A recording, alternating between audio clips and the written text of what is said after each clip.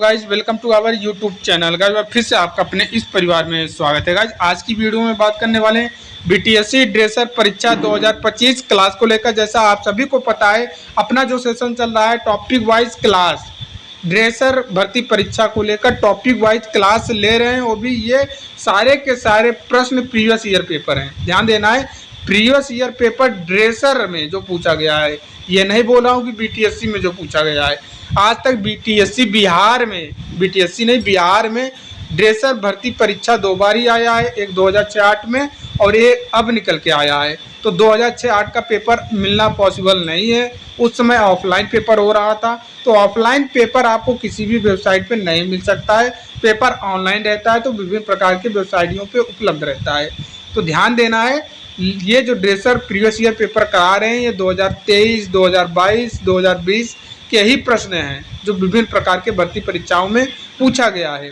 तो आपको इन सभी प्रश्नों को सीरियस हो के नोट डाउन करना है और पढ़ना है। बिल्कुल हल्के में ना लेके चलें कि भैया ये प्रश्न किसी भी बुक से नहीं उठाए गए हैं, सारे के सारे प्रश्न प्रीवियस ईयर पेपर हैं। तो आप इस चीज़ को हल्के में बिल्कुल ना लें। और आपका मैंने बोला कि फीडबैक बहुत ज़रूरी है, अदरवाइज़ फिर मेहनत करने का कोई मतलब ही नहीं है यार। एक वीडियो शूट करने में पूरा दिन जाता है, कंटेंट को सही तरीके से लिखना, उसको आप तक वीडियो शूट करना, फिर उसको एडिटिंग करना, अपलोड करना, फिर आप तक पहुंचाना, तो समय लगता है। ऐसा नहीं है कि फ्री में हर एक चीज़ें हो जाती हैं। आपके जब आप एक लाइक, भाई ये वीडियो देखते हो यार, तो लाइक या फिर कमेंट करके फीडबैक देने में क्या दिक्कत है। यूट्यूब पैसा तो ले नहीं रहा है, हाँ एमबी आपकी खर्च हो रही है, उसका आउटपुट निकल रहा है। और लेकिन ये भी सोचा करिए कि सामने वाला कितना मेहनत और उसका कितना चीज़ें जा रहा है, उस चीज़ को थोड़ा आप सीरियस होकर सपोर्ट जरूर किया करें। टॉपिक वाइज आज का जो टॉपिक रहेगा, घाव ड्रेसिंग प्रकार, टोटल हम 120 प्रश्न देखने वाले हैं इस टॉपिक से। वो भी प्रीवियस ईयर पेपर में जो पूछे गए हैं वो प्रश्न रहने वाले 100% ओरिजिनल प्रश्न जो एग्ज़ाम में आ सकते हैं। अगर आप किताब से पढ़ते हो तो ये पॉसिबिलिटी रहती है कि शायद वो प्रश्न ना फंसे, लेकिन आप प्रीवियस ईयर पेपर पढ़ के जाते हो तो ये 99% उम्मीद रहता है कि आपके भर्ती परीक्षा में लड़ने की उम्मीद रहती है कि ये प्रश्न लड़ सकता है।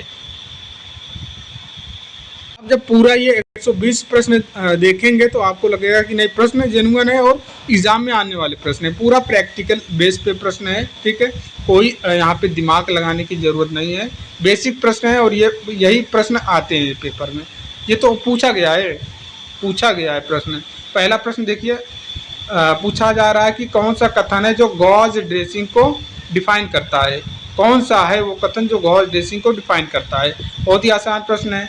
यह एक स्टाइल चादर जो ढकने के लिए उपयोग होती है, ठीक है। स्टाइल चादर तो यहाँ तक तो बात ठीक है, लेकिन बोल दिया गया कि ढकने के लिए उपयोग होती है। नहीं भैया, ढकने के लिए उपयोग नहीं होती है। एक बुना हुआ कपड़ा जो एक्सक्यूटेड, ध्यान देना है, इसका मतलब एक्सक्यूटेड का मतलब हुआ कि स्राव को सोखना। जो स्राव रहता है घाव से, जो स्राव निकलता है, चाहे वो पस हुआ, चाहे ब्लड हुआ, जो भी स्राव निकल रहा है, लिक्विड निकल रहा है, उसको एब्जॉर्ब करता है। तो यही आपका करेक्ट उत्तर हो जाएगा। ऑप्शन नंबर बी करेक्ट है। बाकी और ऑप्शन पे हम जाने की जरूरत ही नहीं करेंगे, हमको समय बचाना है। ठीक है, बाकी आप पढ़ना चाहते हैं तो पढ़ सकते हैं ऑप्शन। देखिए व्याख्या में, गॉज ड्रेसिंग एक कपास या सिंथेटिक फाइबर से बनी होती है। कभी कभी भर्ती परीक्षा में ऐसे भी प्रश्न पूछ लिया जाता है कि जो ड्रेसिंग में इस्तेमाल किया जाता है, गॉज ड्रेसिंग, ये किस पदार्थ का बना होता है। ऑप्शन दे देगा, कपास या सिंथेटिक या फिर और भी प्लास्टिक, ऐसे 4 ऑप्शन दे देगा। तो आपको ध्यान में रखना है कि कपास या सिंथेटिक फाइबर से बनी हुई चादर होती है जो घाव से निकलने वाले फ्लूइड को सोखने के लिए डिजाइन की जाती है। यह घाव को साफ रखने और इन्फेक्शन से बचाने में मदद करती है। यह ड्रेसिंग अलग अलग प्रकार के घावों पर उपयोग की जाती है। प्रश्न नंबर 2 आपके सामने दिखाई दे रहा है, कौन सा वाक्य है जो ट्रांसपेरेंट, ध्यान देना, ट्रांसपेरेंट का मतलब समझ ही रहे हैं, जिसको आर पार आप देख सकते हैं, पारदर्शी जो होता है, ड्रेसिंग को सही तरीके से डिफाइन करता है। अब देखिए ट्रांसपेरेंट हमको कुछ समझना ही नहीं है, पारदर्शी चिपकने वाली फिल्म, यही आपका करेक्ट उत्तर हो गया। चलिए नेक्स्ट प्रश्न, अब ये व्याख्या पढ़ लेना। नेक्स्ट प्रश्न की ओर चलेंगे। प्रश्न नंबर 3 आपके सामने दिखाई दे रहा है, कौन सा विवरण है जो हाइड्रोकोलाइड ड्रेसिंग को सही तरीके से डिफाइन करता है। हाइड्रोकोलाइड ड्रेसिंग, हाइड्रोकोलाइड मतलब क्या, ये नमी बनाए रखने वाला बनने वाला वेपर होता है। ऑप्शन नंबर आपका एक करेक्ट है। व्याख्या आप देख सकते हैं भैया कि हाइड्रोक्लोराइड ड्रेसिंग ऐसे मटेरियल होते हैं जो घाव के फ्लूइड से मिलकर जेल बनाते हैं और घाव को नम रखते हैं। यह ड्रेसिंग दर्द कम करती है, डेड टिश्यू को खुद हटाने में मदद करती है और घाव को सुरक्षित रखते हैं। चलिए नेक्स्ट प्रश्न आपके सामने दिखाई दे रहा है कि नेक्स्ट प्रश्न पूछा जा रहा है कि भैया निम्नलिखित में से आपको बताना है फोम ड्रेसिंग की मुख्य विशेषता क्या होती है। फोम ड्रेसिंग नाम से ही पता चल रहा है, फोम मतलब फोम क्या करेगा भैया, क्या करेगा, ये सोखने का काम करेगा। ठीक है, जो भी स्राव है उसको सोखने के लिए एक मोटी पॉलीयूरेथन लेयर बनाता है। ऑप्शन नंबर ए यहाँ पे करेक्ट हो जाएगा। ठीक है, बाकी व्याख्या में आप देख सकते हैं फोम ड्रेसिंग एक मोटी पॉलीयूरेथन लेयर होती है जो मध्यम से भारी मात्रा में निकलने वाले घाव के फ्लूइड को सोखती है। यह आसपास की त्वचा को सुरक्षित करती है और एक गद्दी नुमा आराम देती है, जिससे घाव को आरामदायक हीलिंग मिलती है। नेक्स्ट प्रश्न देखिए, नेक्स्ट प्रश्न नंबर 5 आपके सामने है। पूछा जा रहा है कि जो ओक्लूसिव ड्रेसिंग है, ये ड्रेसिंग को घाव देखभाल में कैसे डिफाइन किया जाता है। मतलब ओक्लूसिव ड्रेसिंग को घाव की देखभाल में किस तरीके से आप डिफाइन कर सकते हैं। तो इसका करेक्ट उत्तर हो जाएगा कि देखिए, मैं आपको जब सर्जिकल इंस्ट्रूमेंट पढ़ा रहा था वहाँ पे मैंने आपको बताया था कि जो ओक्लूसिव इंस्ट्रूमेंट हैं इनका काम होता है घाव को बंद करना, सील करना। तो वही चीज़ है यहाँ पे ड्रेसिंग से भी पूछ लिया है कि ओक्लूसिव ड्रेसिंग का मतलब क्या है। तो ये क्या करता है, घाव को पूरी तरह से सील कर देती है। ठीक है, घाव को पूरी तरीके से सील कर देती है। देखिए, ओक्लूसिव ड्रेसिंग घाव को पूरी तरह से बंद कर देती है ताकि उसमें कोई बाहरी चीज़ ना घुसे। यह नमी और तापमान को बनाए रखती है, इन्फेक्शन से बचाती है और हीलिंग प्रक्रिया को तेज करती है। चलिए नेक्स्ट प्रश्न आपके सामने दिखाई दे रहा है कि सेकेंडरी ड्रेसिंग को कैसे डिफाइन किया जा सकता है। सेकेंडरी ड्रेसिंग का मतलब क्या है भैया, जो प्राइमरी ड्रेसिंग रहती है उसके ऊपर आप बिना उसको हटाए उसके ऊपर आप ऊपर एक और परत रख देते हैं, वही आपका सेकेंडरी ड्रेसिंग कहलाता है। जैसे कि सपोज दैट इन्फेक्शन है, घाव है त्वचा का, ठीक है, आप इस पर ड्रेसिंग किए हुए हैं, ठीक है, ड्रेसिंग किए हुए हैं, अब इसको बिना हटाए हुए एक और इस पर लेयर लगा दे रहे हैं, तो वही आपका हो गया सेकेंडरी ड्रेसिंग। ठीक है, ऑप्शन नंबर बी करेक्ट है। व्याख्या में आप देख सकते हैं सेकेंडरी ड्रेसिंग वह ड्रेसिंग होती है जो प्राइमरी ड्रेसिंग के ऊपर लगाई जाती है ताकि उसे सुरक्षित रखा जा सके। यह अतिरिक्त सोखने की क्षमता, स्थिरता प्रदान करती है जिससे ड्रेसिंग अपनी जगह से हिलती नहीं और घाव को ढका रहता है। ठीक है, नेक्स्ट प्रश्न आपके सामने दिखाई दे रहा है कि भैया प्रश्न नंबर 7 आपको बताना है। प्रश्न नंबर 7 पूछा जा रहा है। नेक्स्ट प्रश्न नंबर 7 पूछा गया है कि नॉन अडहिरेंट ड्रेसिंग को सबसे अच्छे तरीके से कैसे डिफाइन किया जा सकता है। तो भैया जो जख्म की सतह से चिपकने से बचने के लिए डिजाइन की गई होती है वही आपका क्या कहलाता है, नॉन अडहिरेंट ड्रेसिंग। ठीक है, देखिए नॉन अडहिरेंट ड्रेसिंग में ऐसे मटेरियल या फिर कोटिंग्स होते हैं जो घाव की सतह से चिपकने से बचाते हैं, जिससे ड्रेसिंग बदलते समय दर्द और ऊतक को नुकसान नहीं होता है। नए ऊतक वृद्धि की रक्षा करते हैं और उपचार के लिए स्थिर वातावरण बनाए रखते हैं। तो अब ये क्लियर हो गया होगा आपको। ठीक है, नॉन अडहिरेंट। नेक्स्ट प्रश्न आपके सामने दिखाई दे रहा है कि कॉन्टैक्ट लेयर ड्रेसिंग की मुख्य विशेषता क्या है। कॉन्टैक्ट लेयर ड्रेसिंग की मुख्य विशेषता क्या है। तो भैया इसकी मुख्य विशेषता यही हो जाएगा कि जो नाजुक टिश्यू रहती है इनकी सेफ्टी रखना, इनकी सुरक्षा करना, ताकि सुरक्षा के लिए ताकि घाव पर किसी प्रकार का जो भी है डिसबैलेंस, मतलब आप समझ सकते हो कि नाजुक ऊतक की सुरक्षा के लिए घाव पर बनी रहती हैं, जो घाव रहती है उनकी सुरक्षा बना के रखती हैं और घाव पे आसानी तरीके से चिपकी रहती हैं। ठीक है, तो कॉन्टैक्ट लेयर ड्रेसिंग का मतलब यही हो गया। कॉन्टैक्ट और संपर्क, ऐसे भी आप कुछ इसमें देखिए ज़्यादा रटने की चीज़ें नहीं, बस समझने की हैं। ऐसे प्रश्न है कि समझना है।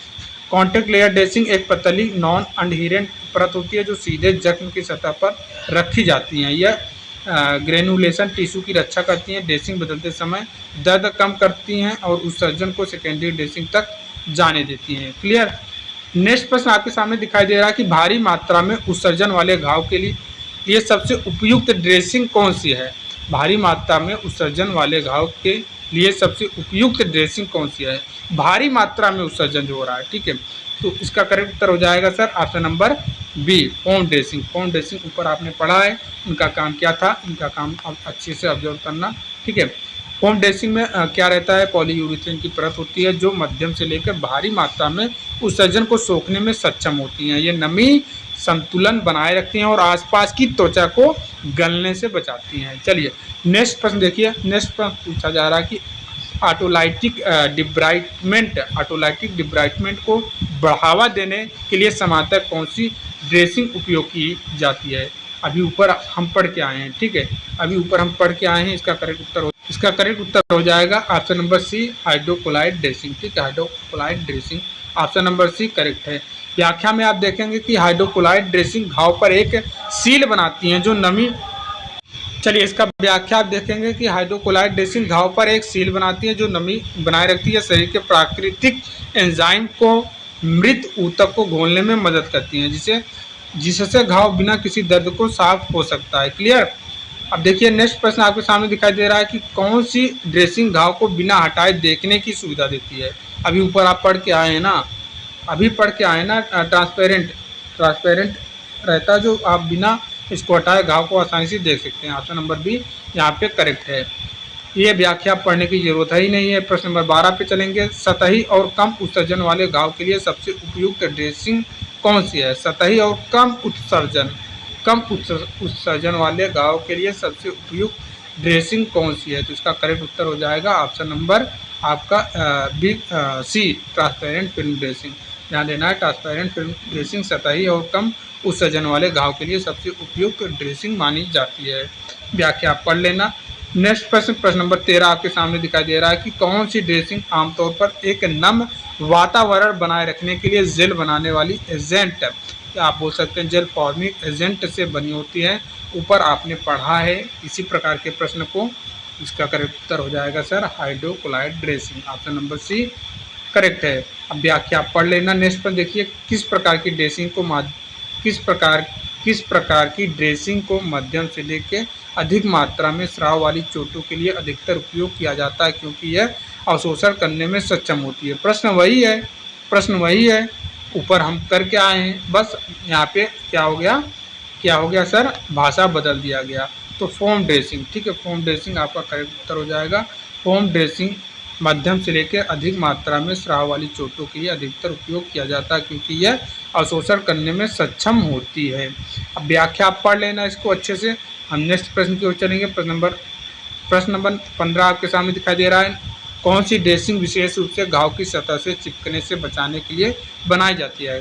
घाव की सतह से चिपकने से बचाने के लिए बनाई जाती है, तो उसका नाम ही है भैया चिपकने से बचाती है, तो नॉन एडहेरेंट ड्रेसिंग, ठीक है, नॉट एडहेरेंट ड्रेसिंग, ठीक है, ऑप्शन नंबर ये करेक्ट है। नेक्स्ट प्रश्न देखिए, प्रश्न नंबर यहाँ पे फिर 16 पूछा जा रहा है कि निम्नलिखित में से कौन सी ड्रेसिंग में कुछ वेरिएंट्स में रोगाणु रोधी सुरक्षा के लिए सिल्वर होता है? तो ये भैया किस में होता है? फोम ड्रेसिंग में, ठीक है, ऑप्शन नंबर सी करेक्ट है। फोम ड्रेसिंग में कुछ वेरिएंट्स रहते हैं जो रोगाणु रोधी से सुरक्षा के लिए सिल्वर का इस्तेमाल करते हैं, ठीक है। नेक्स्ट प्रश्न आपके सामने दिखाई दे रहा है कि हाइड्रोक्लोराइड या फोम ड्रेसिंग के प्रयोग में नम वातावरण बनाए रखना घाव बनने में कैसे सहायक होता है? इसका करेक्ट उत्तर हो जाएगा सर ऑप्शन नंबर सी, यह ऊतक पुनर्जलीकरण, रिहाइड्रेशन और कोशिका की गति को समर्थन करता है, ठीक है। जहां नम बात आए तुरंत आप समझ जाना कि बात हाइड्रो की हो रही है। चलिए नेक्स्ट प्रश्न पूछा जा रहा है कि ट्रांसपेरेंट ड्रेसिंग घाव की निगरानी में कैसे मदद करती है? तो ये घाव की निगरानी में कैसे मदद करती है? बिना हटाए सीधे देखने की अनुमति देती है, ऑप्शन नंबर बी करेक्ट है। देख रहे हैं आप, वही प्रश्न है, बस भाषा बदल के पूछा गया है विभिन्न प्रकार के भर्ती परीक्षा में, जो किसी भी क्लास में आपको नहीं मिलेगा, कोई करवाता ही नहीं, किसी को पता ही नहीं है कि भैया ऐसे प्रश्न आते हैं। फॉर्म ड्रेसिंग वो तो आपको नीट की तैयारी करवा रहे हैं, अच्छे तरीके से डीप में जाके पूरा एनाटॉमी डीप में बता दे रहे हैं, पूरा फार्माकोलॉजी डीप में पढ़ा दे रहे हैं। या आप ड्रेसर बनने जा रहे हो, ना कि वहाँ पे डॉक्टर, ठीक है। फॉर्म ड्रेसिंग हाइड्रोक्लोराइड ड्रेसिंग से किस प्रकार अलग होती है? फॉर्म ड्रेसिंग हाइड्रोक्लोराइड ड्रेसिंग से किस प्रकार अलग होती है? तो इसका करेक्ट उत्तर हो जाएगा, इसका करेक्ट उत्तर क्या हो जाएगा आपको बताना है। फोम ड्रेसिंग अवशोषक नहीं होता है क्या सर? नहीं, ये तो गलत बोल दिया, ये तो गलत बोल दिया। फोम ड्रेसिंग मुख्य रूप से अवशोषक होता है और हाइड्रोक्लोराइड ऑटोलाइसिस में मदद करता है। ऑप्शन नंबर बी आपका करेक्ट हो जाएगा। व्याख्या आप पढ़ लेना, ठीक है, व्याख्या आप पढ़ लेना। हम चलेंगे अगले प्रश्न की ओर, ठीक है। प्रश्न नंबर 20 आपसे पूछा जा रहा है कि किन परिस्थितियों में गॉज ड्रेसिंग को अधिक उन्नत ड्रेसिंग की तुलना में चुना जाता है? तो यह ध्यान रखना भैया कि यह हमेशा संक्रमण को जोखिम सुनिश्चित करता है। यह सस्ती होती है, सस्ती वाली तो बात ही नहीं होती है, ठीक है। यह तुरंत सभी मृतकों को हटा देती है। तुरंत कैसे हटा देगा? इनमें कभी भी द्वितीयक ड्रेसिंग की आवश्यकता नहीं होती है, तो ये भी कहना गलत हो जाएगा आपका। देखिए, अच्छा, ये सस्ती होती है, अच्छा, इसका करेक्ट उत्तर बी वाला हो जाएगा, ठीक है। यह सस्ती होती है और आसानी से अनुकूलन योग होती है। हाँ, ये बात आपका यहाँ पे सही हो जाएगा। ध्यान देना, ऐसे ही प्रश्न जो कंफ्यूज करते हैं। किन परिस्थितियों में गॉज ड्रेसिंग को अधिक उन्नत ड्रेसिंग की तुलना में चुना जाता है? अधिक उन्नत, ध्यान देना, अधिक उन्नत ड्रेसिंग की तुलना में, इसलिए यह सस्ती होती है और आसानी से अनुकूलन योग्य होती हैं। ऑप्शन नंबर बी करेक्ट हो जाएगा।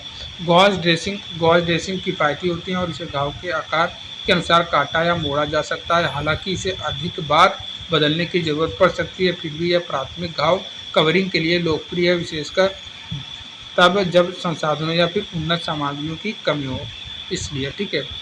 नेक्स्ट प्रश्न आपके सामने है कि ओक्लूसिव ड्रेसिंग का मुख्य उद्देश्य क्या है? ओक्लूसिव ड्रेसिंग का मुख्य उद्देश्य क्या है?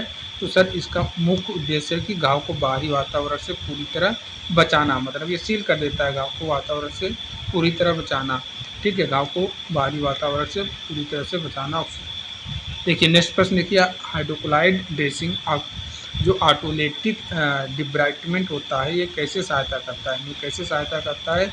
इसका करेक्ट उत्तर हो जाएगा कि सर, ये एक नम वातावरण को जो एंजाइम को सक्रिय करता है। ऑप्शन नंबर सी करेक्ट है। हाइड्रोक्लोराइड ड्रेसिंग घाव पर एक नमी युक्त परत बनाती है जो शरीर के अपने एंजाइम को एक्टिव करती है ताकि वह मृत ऊतक को घोल सके। यह प्रक्रिया ऑटोलेटिक डिब्राइटमेंट कहलाती है, जो घाव को कोमलता से साफ करने में सहायक होती है। नेक्स्ट प्रश्न आपके सामने दिखाई दे रहा है कि नॉन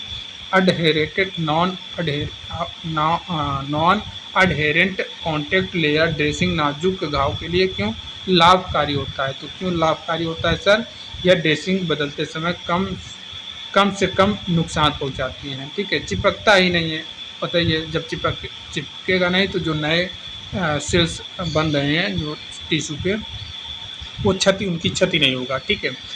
देखिए, नॉन अडहेरेंट कॉन्टैक्ट लेयर कोमल परत प्रदान करती है जो नाजुक ऊतक को संरक्षित करती है। घाव से चिपकने की संभावना को कम करती है, जिससे दर्द और नए बने ऊतकों की हानि नहीं पहुंचती है तथा दोबारा चोट का जोखिम घटता है। चलिए, नेक्स्ट प्रश्न आपके सामने दिखाई दे रहा है कि फोम ड्रेसिंग विभिन्न प्रकार के घावों में कैसे बहुप्रयोजनात्मक होती है? कैसे बहुप्रयोजनात्मक होती है सर?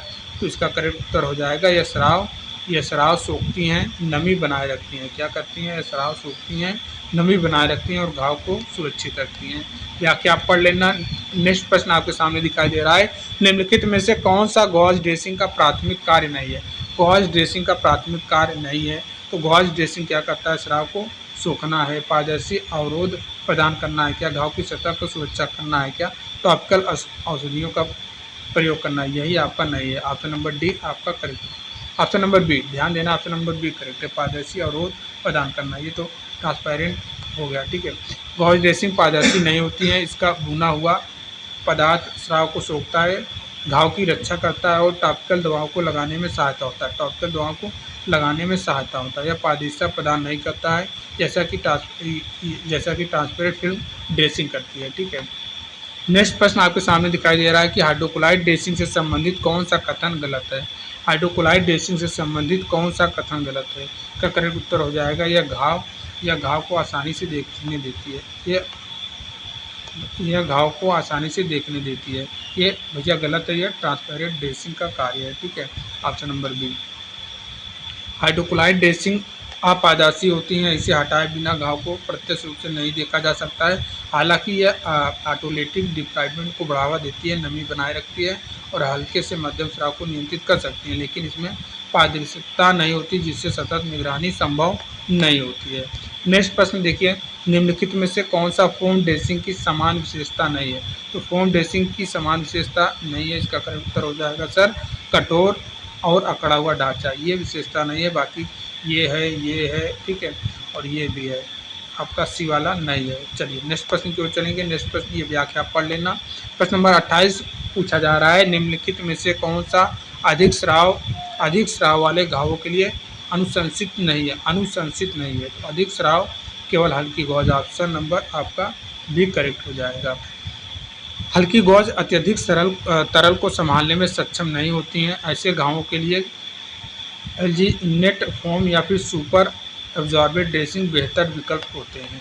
चलिए प्रश्न नंबर 29, निम्नलिखित में से कौन सी पारदर्शी फिल्म ड्रेसिंग की विशेषता नहीं है? तो पारदर्शी फिल्म विशेषता नहीं है, ठीक है। नमी वाला वातावरण बनाए रखना, क्या ये है? अपारदर्शी सतह द्वारा घाव को ढकना, क्या ये है? घाव का अवलोकन करने की अनुमति देना, क्या ये है? या फिर बाहरी इन्फेक्शन से सुरक्षा करना, क्या ये है? तो कौन सा नहीं है, इसका करेक्ट उत्तर हो जाएगा सर, इसका राइट उत्तर क्या हो जाएगा आपको बताना। इसका करेक्ट उत्तर हो जाएगा ऑप्शन नंबर बी, ठीक है, ऑप्शन नंबर बी, अपारदर्शी सतह द्वारा घाव को ढकना। ऑप्शन नंबर बी यही है जो पारदर्शी फिल्म ड्रेसिंग की विशेषता नहीं है, ठीक है। व्याख्या में देखेंगे, पारदर्शी फिल्म ड्रेसिंग स्पष्ट होती है, जिससे घाव को बिना हटाए देखा जा सकता है। ये नमी बनाए रखती हैं और बैक्टीरिया से सुरक्षा देती हैं। अपारदर्शी सतह हाइड्रोक्लोराइड ड्रेसिंग जैसी होती है। नेक्स्ट प्रश्न आपके सामने दिखाई दे रहा है, 30 पूछा जा रहा है कि निम्नलिखित में से कौन सा हाइड्रोक्लोराइड ड्रेसिंग का लाभ नहीं है? हाइड्रोक्लोराइड ड्रेसिंग का लाभ नहीं है, ठीक है। तो भैया क्या है ये? ऑटोलेटिक डिफ्रैगमेंट को बढ़ावा देता है, ये तो है। लगातार सीधे घाव देख पाना, नहीं, ये ट्रांसपेरेंट ड्रेसिंग का काम है। नमी युक्त उपचार वातावरण बनाए रखना, ये है, ठीक है। कुशिंग के माध्यम से दर्द कम करना, ये भी है, ठीक है। तो कौन सा नहीं है पूछा था, ऑप्शन नंबर बी हमारा है जो नहीं है। हाइड्रोक्लोराइड ड्रेसिंग अपारदर्शी होती हैं, जिससे घाव को सीधे नहीं देखा जा सकता, या नमी बनाए रखती हैं और प्राकृतिक तरीके से मृत ऊतक को हटाने में मदद करती हैं। प्रश्न नंबर 31, निम्नलिखित में से कौन सी फोम ड्रेसिंग का लाभ नहीं है? फोम ड्रेसिंग का लाभ नहीं है, अब बताइए फोम ड्रेसिंग का लाभ नहीं है। तो भारी मात्रा में स्राव को सोखना, ये तो है। घाव पर मजबूती से चिपक जाना, कुशनिंग प्रदान करना, नमी बनाए रखना। इसका करेक्ट उत्तर हो जाएगा कि भैया घाव पर मजबूती से चिपक जाना ये फोम ड्रेसिंग का काम नहीं है। ये नॉन अनडेटेड न चिपकने वाली होती है, जिससे ड्रेसिंग बदलने में दर्द नहीं होता है, स्राव सोखती है, कुशन देती है, लेकिन घाव से चिपकती नहीं है। उस घाव के लिए कौन सी ड्रेसिंग अनुशंसित नहीं है, जिसे बार बार देखना हो, ठीक है। तो इसका करेक्ट उत्तर हो जाएगा हाइड्रोक्लोराइड ड्रेसिंग, ठीक है। अगर जिस घाव को आपको बार बार देखने की ज़रूरत है, वहाँ पे आप हाइड्रोक्लोराइड ड्रेसिंग का इस्तेमाल बिल्कुल भी नहीं करेंगे, ठीक है। हाइड्रोक्लोराइड ड्रेसिंग अपारदर्शी क्यों? क्योंकि हाइड्रोक्लोराइड ड्रेसिंग अपारदर्शी होती है, इसीलिए इस घाव को देखने के लिए हटाना पड़ता है बार बार निरीक्षण की स्थिति में। पारदर्शी फिल्म या फिर गॉज बेहतर विकल्प है। प्रश्न नंबर 33 आपके सामने दिखाई दे रहा है, अगर रोगी को सतही जलन या फिर बर्न हो और थोड़ा स्राव हो तो कौन सी ड्रेसिंग सबसे उपयुक्त हो? इसका करेक्ट उत्तर हो जाएगा कि भैया पारदर्शी फिल्म जो निरीक्षण की अनुमति देती है, ठीक है। ऑप्शन नंबर बी करेक्ट है। प्रश्न नंबर नेक्स्ट आपके सामने दिखाई दे रहा है, अगर नस एक उथले घाव में ऑटोलेटिक डिब्राइटमेंट को बढ़ावा देना चाहती है तो कौन सी ड्रेसिंग सबसे सही है? जिसका करेक्ट उत्तर हो जाएगा सर कि नमी बनाए रखने वाली हाइड्रोक्लोराइड ड्रेसिंग। हाइड्रोक्लोराइड ड्रेसिंग नमी बनाए रखती है, जिससे शरीर की प्राकृतिक एंजाइम मृत ऊतक को धीरे धीरे हटाती है और ऑटोलेटिक डिब्राइटमेंट कहते हैं, इसे ऑटोलेटिक डिब्राइटमेंट कहते हैं। अगर घाव से मध्यम स्राव और त्वचा नाजुक हो तो कौन सी ड्रेसिंग उपयुक्त है? पूछा जा रहा है कि अगर घाव से मध्यम स्राव हो, त्वचा नाजुक हो तो कौन सी ड्रेसिंग उपयुक्त है? नॉन अधरेटिक फोम ड्रेसिंग, ठीक है, ना चिपकने वाली ड्रेसिंग, ठीक है, ना चिपकने वाली dressing. Option number A correct है। अगर रोगी को ड्रेसिंग बदलते समय दर्द होता है तो कौन सी ड्रेसिंग कम चिपकने वाली और कम दर्ददायक होगी? तो इसका करेक्ट उत्तर हो जाएगा भैया ना चिपकने वाली ड्रेसिंग, ठीक है, मेश या फिर कॉन्टेक्ट लेयर आप बोल सकते हैं। ऑप्शन नंबर बी करेक्ट है, क्योंकि भैया चिपक जाएगा तो फिर और दर्द होगा। अगर घाव से हल्का स्राव हो और बार बार निरीक्षण की आवश्यकता हो तो कौन सी ड्रेसिंग उपयुक्त होगी? तो कौन सी पारदर्शी फिल्म जो बार बार देखी जा सकती है? ऑप्शन नंबर सी यहाँ पे करेक्ट हो जाएगा। नेक्स्ट प्रश्न की ओर 38, एक उथले प्रेशर अल्सर में आंशिक ऊतक हानि है और मध्यम मात्रा में स्राव है, कौन सी ड्रेसिंग व्यवहारिक है? पूछा जा रहा है कि एक उथले प्रेशर अल्सर में आंशिक ऊतक हानि है और मध्यम मात्रा में स्राव है, तो कौन सी ड्रेसिंग व्यवहारिक है? का करेक्ट उत्तर हो जाएगा सर फोम ड्रेसिंग, जो स्राव को सोखे और सुरक्षा दे। नेक्स्ट प्रश्न आपके सामने दिखाई दे रहा है, एक रोगी की कोहनी पर घाव है जिसमें बहुत कम स्राव है लेकिन रगड़ लगने का खतरा है, तो आप कौन सी ड्रेसिंग का इस्तेमाल करेंगे? इसका करेक्ट उत्तर हो जाएगा फोम ड्रेसिंग, जो कुशनिंग देती है। फोम ड्रेसिंग जो कुशनिंग देती है। तो ये प्रश्न बहुत ही अच्छे लेवल के हैं, आप इसको ध्यान में रखना। नेक्स्ट प्रश्न आपके सामने दिखाई दे रहा है, पूछा जा रहा है कि एक छोटा सर्जिकल चीरा जिसमें थोड़ा सा स्राव है, कौन सी ड्रेसिंग समानता कवरेज के लिए उपयुक्त होता है? इसका करेक्ट उत्तर हो जाएगा सर ऑप्शन नंबर बी। ठीक है, समान स्टेराइल गॉज। ठीक है, ये व्याख्या आप पढ़ लेना।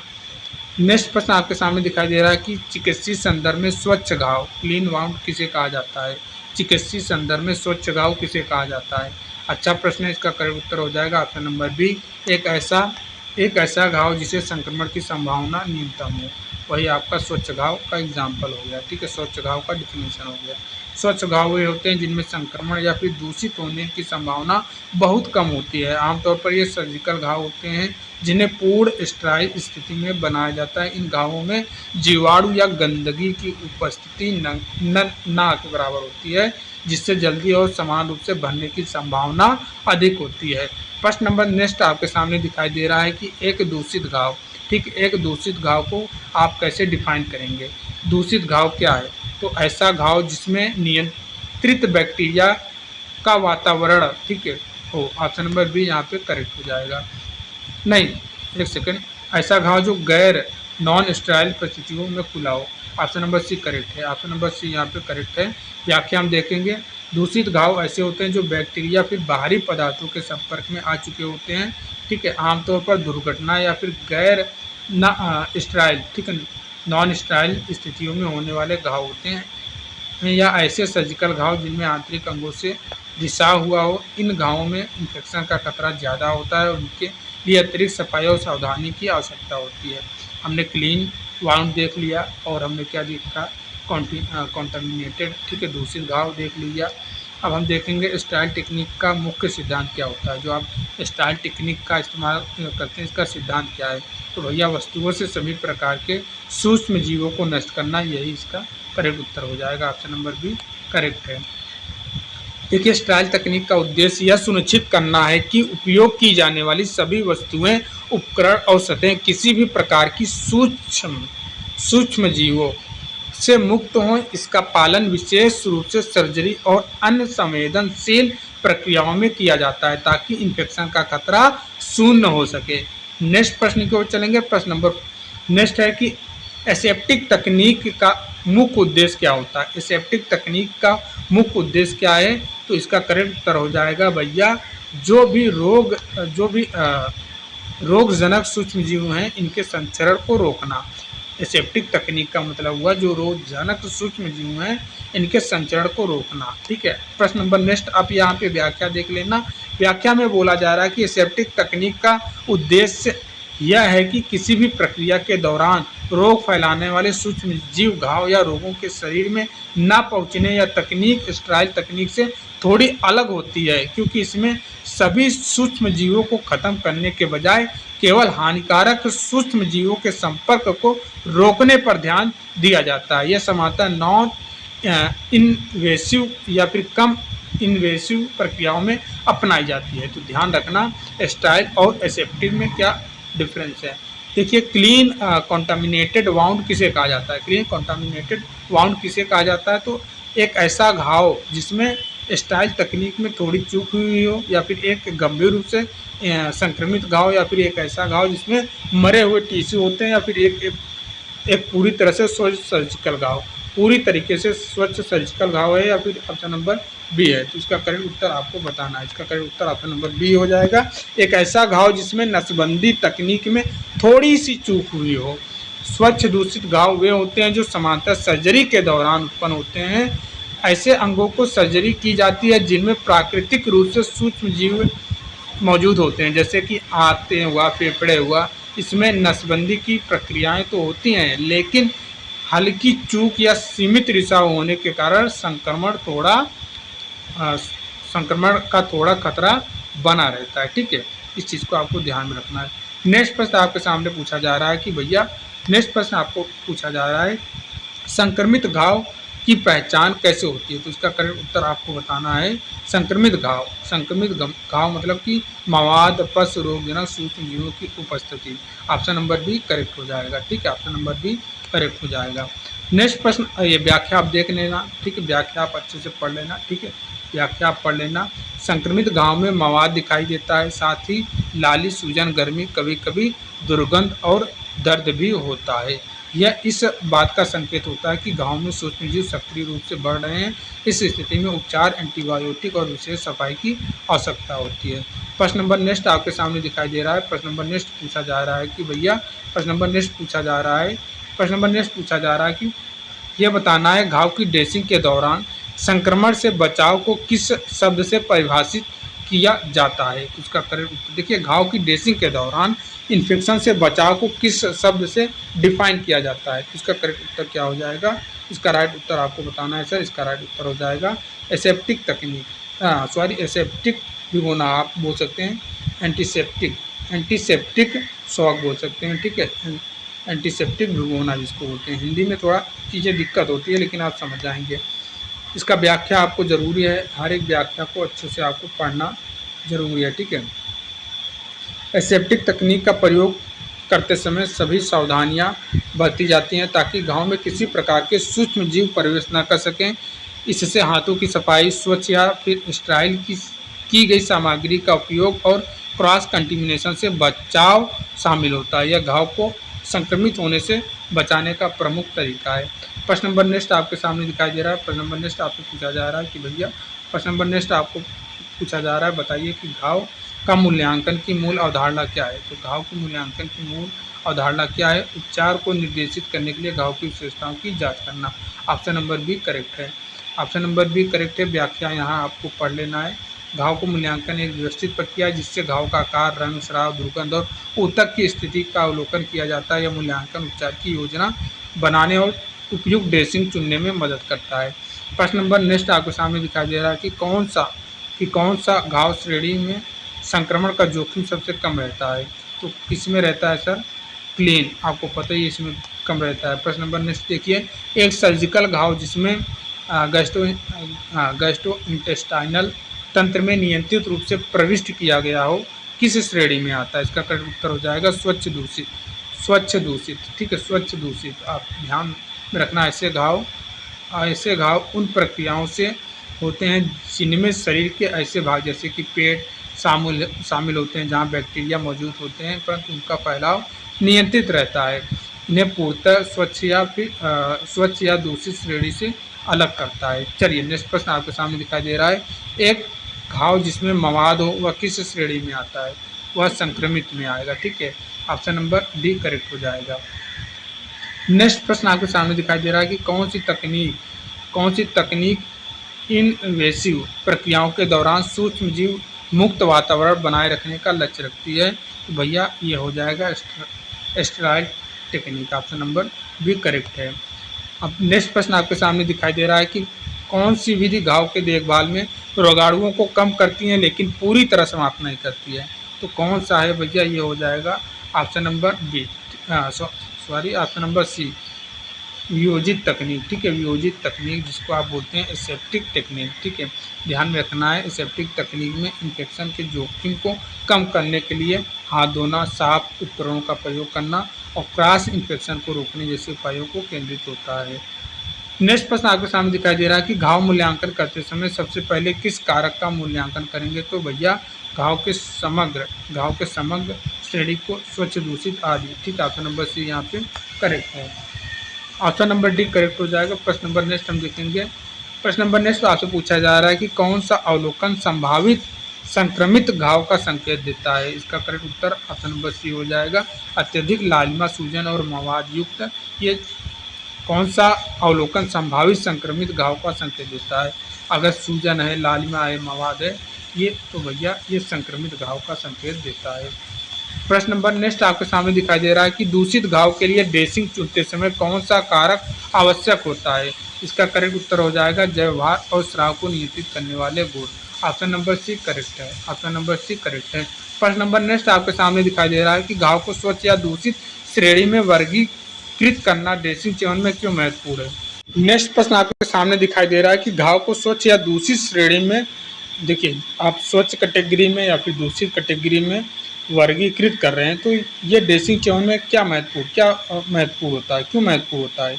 इसका करेक्ट उत्तर हो जाएगा सर, स्वच्छ घावों को ड्रेसिंग की आवश्यकता नहीं होती है क्या? नहीं सर, होती क्यों नहीं होती है भैया? बिल्कुल होगी। तो ये कहना गलत हो जाएगा। सभी घावों के लिए एक ही ड्रेसिंग होती है? नहीं, ये भी गलत हो जाएगा। विभिन्न सूक्ष्म जीव जोखिम उपयुक्त ड्रेसिंग गुण निर्धारित करते हैं। ऑप्शन नंबर सी आपका करेक्ट हो जाएगा। प्रश्न नंबर नेक्स्ट आपके सामने दिखाई दे रहा है कि घाव प्रबंधन में स्टेराइल और जो एसेप्टिक टेक्निक का इस्तेमाल कर रहे हैं, इसमें मेनली क्या डिफरेंस होता है?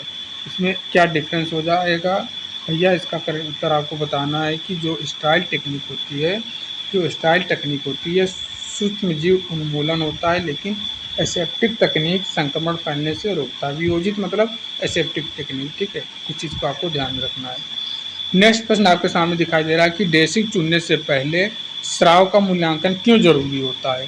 तो क्यों जरूरी होता है भैया? स्राव की मात्रा अवशोषण की जरूरत तय करती है। ऑप्शन नंबर सी करेक्ट है। नेक्स्ट प्रश्न आपके सामने दिखाई दे रहा है कि सर्जिकल परिक्षेप में दूषित और स्वच्छ दूषित घाव में क्या अंतर है? सर्जिकल परिक्षेप में दूषित और स्वच्छ दूषित घाव में क्या अंतर है? हो जाएगा इसका करेक्ट उत्तर ऑप्शन नंबर बी। दूषित का अर्थ है अस्वच्छ सामग्री से सीधा संपर्क। दूषित घाव वे होते हैं जिनमें बैक्टीरिया या फिर अस्वच्छ चीज़ों से सीधा संपर्क होता है, जबकि स्वच्छ दूषित घावों में नियंत्रित परिस्थितियों में सीमित बैक्टीरियल जोखिम होता है। प्रश्न नंबर नेक्स्ट आपके सामने दिखाई दे रहा है कि संक्रमित घाव के लिए साफ घाव की तुलना में अलग ड्रेसिंग दृष्टिकोण क्यों आवश्यक होता है? क्यों होता है सर? क्योंकि इसका करेक्ट उत्तर क्या होगा? देखिए संक्रमित घाव के लिए ऑप्शन सी पढ़ेंगे आप, कट कर देंगे, नहीं तो कट करना है, यहाँ पे भी नहीं है, कट करना है, ठीक है, एंटी माइक्रो, हाँ ऑप्शन नंबर सी करेक्ट है। संक्रमित घावों में एंटी माइक्रोबियल या फिर अत्यधिक अवशोषण क्षमता वाली ड्रेसिंग की आवश्यकता होती है। ऑप्शन नंबर सी आपका करेक्ट हो जाएगा। ऑप्शन नंबर सी करेक्ट है। प्रश्न नंबर 62 आपके सामने दिखाई दे रहा है, पूछा जा रहा है कि गैर सर्जिकल सेटिंग में ड्रेसिंग बदलते समय एसेप्टिक तकनीक कैसे लाभ देती है? तो इसका करेक्ट उत्तर आपको बताना है। यह सुनिश्चित करती है कि कोई उपकरण साफ ना किया जाए, गलत हो जाएगा, ठीक है। यह यादृच्छिक संदूषण को अनुमति देती है। यह घाव तक पर्यावरण से रोगाणुओं को स्थानांतरण को कम करती है। हाँ भैया ऑप्शन नंबर सी करेक्ट है, क्योंकि यहाँ पे एसेप्टिक की बात कही गई है, तो ये रोगाणुओं को स्थानांतरण को कम करती है। एसेप्टिक तकनीक में हाथ की सफाई, कीटाणु रहित सतहों और साफ दस्तानों का प्रयोग किया जाता है। यह उपाय घाव में पर्यावरणीय रोगाणुओं के संपर्क को कम करते हैं, जिससे संक्रमण का खतरा घटता है और घर या फिर आउटडोर सेटिंग भी सुरक्षित उपचार संभव होता है। प्रश्न नंबर 63 आपके सामने दिखाई दे रहा है, पूछा जा रहा है कि घाव का वर्गीकरण जैसे कि क्लेम, कंटेमिनेटेड आदि इन्फेक्शन की रोकथाम में क्यों भूमिका निभाता है? इसका करेक्ट उत्तर हो जाएगा सर, यह ड्रेसिंग और तकनीक के चयन को निर्देशित करता है। यह ड्रेसिंग और तकनीक के चयन को निर्देशित करता है। ऑप्शन नंबर बी करेक्ट है। घाव का सही वर्गीकरण क्लिनिकल निर्णयों को निर्देशित करता है। इससे संक्रमण नियंत्रण के उपाय, ड्रेसिंग का चयन और प्रक्रिया तकनीक तय होती है। इससे मरीज को उपयुक्त उपचार मिलता है और जटिलताओं की संभावना कम होती है। प्रश्न नंबर 64 आपके सामने दिखाई दे रहा है, इसका उत्तर भी आपको दिखाई दिया है, तो इसमें अब ज़्यादा कुछ बताने की जरूरत है नहीं, उत्तर पहले ही दिख गया। संक्रमित या दूषित घावों को केवल एसेप्टिक तकनीक की बजाय आमतौर पर स्टेराइल तकनीक से क्यों प्रबंधित किया जाता है? तो उच्च संक्रमण जोखिम के कारण सख्त रोगाणु नियंत्रण आवश्यक होता है। प्रश्न नंबर नेक्स्ट आपके सामने दिखाई दे रहा है, प्रारंभिक घाव मूल्यांकन के दौरान निम्न में से कौन सा कारक नहीं देखा जाता है। आप घाव का प्रारंभिक मूल्यांकन कर रहे हैं तो कौन सा कारक आप इग्नोर करेंगे। इसका करेक्ट उत्तर क्या हो जाएगा, घावों का वर्गीकरण, स्राव की उपस्थिति, मरीज की समान स्वास्थ्य स्थिति या फिर नस के दस्तानों का रंग। हाँ सर, नस के दस्तानों का रंग है, ऑप्शन नंबर डी करेक्ट हो जाएगा। निम्नलिखित में से कौन सा घाव कंटेमिनेटेड घाव की श्रेणी में नहीं आता है। दूषित, आपको बताना है कौन सा घाव है जो दूषित श्रेणी में नहीं आता है। पूरा ऑप्शन आप पढ़ेंगे। पहला ऑप्शन बोला जा रहा है कि ऐसा घाव जो गैर स्टेराइल परिस्थितियों के संपर्क में आया हो। गैर स्टेराइल बोला, ये तो आता है, ठीक है, ये तो कंटेमिनेटेड हो ही गया है।